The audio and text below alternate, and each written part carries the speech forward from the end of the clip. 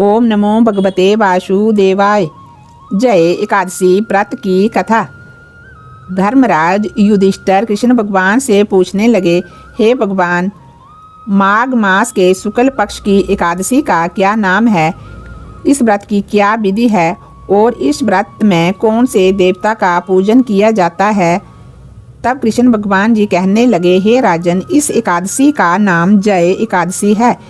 इसका व्रत करने से मनुष्य ब्रह्म हत्या आदि पापों से छूटकर मोक्ष को प्राप्त होता है तथा इसके प्रभाव से भूत पिशाच आदि योनियों से मुक्त हो जाता है।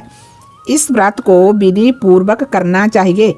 अब मैं तुमसे इसकी कथा कहता हूँ। देवराज इंद्र स्वर्ग में राज्य करते थे और अन्य सब देवगण सुखपूर्वक स्वर्ग में रहते थे। एक समय इंद्र अपनी इच्छा के अनुसार नंदन वन में अप्सराओं के साथ विहार कर रहे थे और गंधर्व गान कर रहे थे। उन गंधर्वों में प्रसिद्ध पुष्पदंत तथा उसकी कन्या पुष्पवती और चित्रसेन तथा उसकी स्त्री मालिनी भी थे। मालिनी का पुत्र पुष्पवान और उसका पुत्र माल्यवान भी उपस्थित थे। पुष्पवती गंधर्व कन्या माल्यवान को देखकर उस पर मोहित हो गई और माल्यवान पर काम बाण चलाने लगी। उसने अपने रूप, लावण्य और हाव भाव से माल्यवान को बस में कर लिया। हे राजन, पुष्पवती भी अत्यंत सुंदर थी। अब वे इंद्र को प्रसन्न करने के लिए गान करने लगी, परंतु परस पर मोहित हो जाने के कारण उनका चित्त भ्रमित हो गया था। इनके ठीक प्रकार ना गाने तथा ताल स्वर ठीक ना होने से इंद्र इनके प्रेम को समझ गए और उन्होंने इसमें अपना अपमान समझकर उनको शाप दे दिया। इंद्र ने कहा कि मूर्खों, तुमने मेरी आज्ञा का उल्लंघन किया है, इसलिए तुम्हें धिक्कार है। अब तुम दोनों स्त्री पुरुष के रूप में मृत्यु लोक में जा करके पिशाच रूप धारण करो और अपने किए का फल भोगो।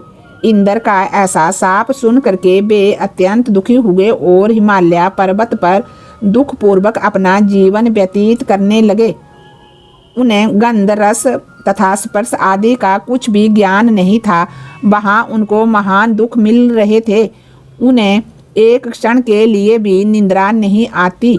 हिमालय पर्वत पर अत्यंत शीत के कारण उनके रोमांच खड़े हो गए और दांत मारे शीत के बजने लगे। एक दिन पिशाच ने अपनी स्त्री से कहा कि पिछले जन्म में हमने ऐसे कौन से पाप किए थे जिससे हमको ये दुखदायी पिशाच योनि प्राप्त हुई। इस पिशाच योनि से तो नरक के दुख सहना भी उत्तम है, अतः हमें अब किसी प्रकार का पाप नहीं करना चाहिए। इस प्रकार विचार करते हुए वह अपने दिन व्यतीत कर रहे थे। देव योग से तभी माघ मास के शुक्ल पक्ष की जय नाम की एकादशी आई।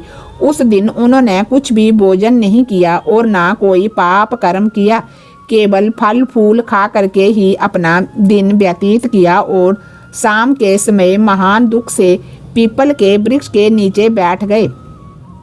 उस समय सूर्य भगवान अस्त हो रहे थे। उस रात को अत्यंत ठंड थी, इस कारण वे दोनों शीत के मारे अति दुखित हो करके मृतक समान आपस में चिपटे हुए पड़े रहे। उस रात्रि उनको निद्रा भी नहीं आई। हे राजन, जया एकादशी के उपवास और रात्रि के जागरण के कारण उनके सारे पाप नष्ट हो गए। दूसरे दिन प्रातः होते ही उनकी पिशाच योनि छूट गई। अत्यंत सुंदर गंधर्व और अप्सरा की देह धारण कर सुंदर वस्त्र आभूषणों से अलंकृत होकर उन्होंने स्वर्ग लोक को प्रस्थान किया। उस समय आकाश में देवता तथा गंधर्व उनकी स्तुति करते हुए पुष्पों की वर्षा करने लगे। स्वर्ग लोक में जा करके उन दोनों ने देवराज इंद्र को प्रणाम किया। इंद्र इनको पहले जैसा रूप देख करके अत्यंत आश्चर्यचकित हो गए और पूछने लगे कि तुमने अपनी पिशाच योनि से किस प्रकार छुटकारा पाया, आप मुझे बतलाइए। माल्यवान बोला कि हे देवेंद्र, भगवान विष्णु की कृपा और जय एकादशी के व्रत के प्रभाव से ही हमारी पिशाच देह छूटी है। तब इंद्र ने कहा, हे माल्यवान, भगवान की कृपा और एकादशी के व्रत करने से न केवल तुम्हारी 50 योनि गई, हम लोगों के भी वंदनीय हो गए हैं, क्योंकि विष्णु और शिव के भक्त हम लोगों के वंदनीय हैं, अतः आप धन्य हैं। अब आप पुष्पवती के साथ जाकर के विवाह करो। श्री कृष्ण जी कहने लगे, हे राजा युधिष्ठिर, इस जय एकादशी के व्रत से बुरी योनि छूट जाती है। जिस मनुष्य ने एक एकादशी का व्रत किया है उसने मानो सब यज्ञ तप दान आदि कर लिए।